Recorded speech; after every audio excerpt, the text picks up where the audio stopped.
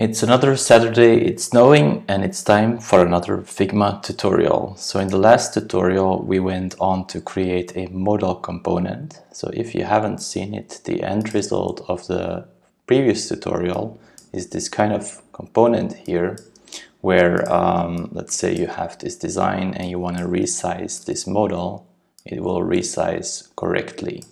And we're gonna continue with the same file, same logic. So if you have the previous tutorial done, you should have a similar type of component, and we're just gonna continue building out our design system.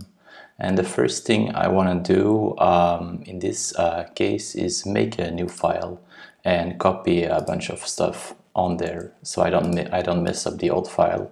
Feel free to just continue in your old file, and this tutorial is going to focus on setting up styles. So the way you would set up styles for your project, there are several ways. The traditional way would be to go to a color and press here, color styles plus create style, so you would call it like gray, and you could go on and name all these colors, but I don't really like that method very much. It's a bit time consuming. So I'm gonna delete the style, and I'll show you how I do it. So basically I call my layers by their names. So here we will have gray light, gray lighter, blue, and maybe in a future tutorial we will look into color systems, but let's make it simple for now. Let's just have a few colors here, and from these layers with these names on the left side you can generate color styles with a plugin, and this plugin, it's called let me see what it's called, Chroma Colors. So if you click Chroma Colors, the plugin, you run it, you will see that it will generate all the color styles for you, which is great because it saves you a lot of clicking and typing. And let's use a similar plugin for textiles. At the moment we don't have textiles yet. We don't even have an artboard that lists the textiles that we have. I'm also gonna change here the name of this tutorial to setting up styles, because that's what we're doing. And I'm gonna make another artboard. I'm gonna call it text styles, or maybe I will call it typography.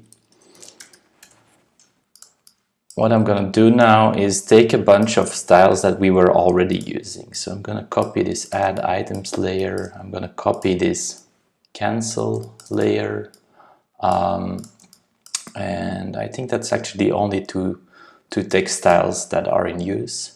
I'm gonna call this cancel body 1. I'm gonna call this add items heading 3, and now I'm also gonna make a heading 2 and a heading 1. I'm gonna make a body 2 as well, and I'm gonna tweak it. I have this app to show the shortcuts that I'm using, so I'm gonna toggle it now. Okay, so when I press A here, you should see it. Let's size this down by 2 clicks. Let's size this up. I actually want it to be 18, that's good. I want this heading 2 to be 20 pixels. I want this heading 1 to be 24 pixels. So you see I'm hitting the Shift command greater than or lesser than to change the type sizes. Now that I have all of these, the traditional method to set up a textile would once again to be go to styles here and click textiles, and then for example make it body 1. But it's again too time consuming, so I'm gonna delete the style. I'm gonna select all my text layers here, and I'm gonna run a plugin called Text Styles Generator. I'm gonna click here, generate text styles, and then you will see that, oops, it didn't work out. So I'm gonna try it again.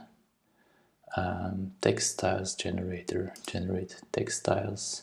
5 text styles were created. So you can see that they are created.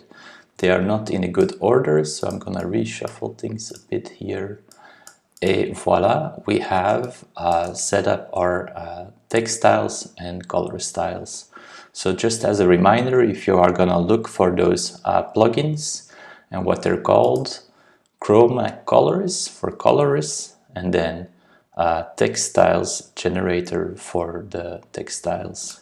So now we have set up our styles, and that's it for this tutorial. Thanks for watching, and maybe I'll make another one.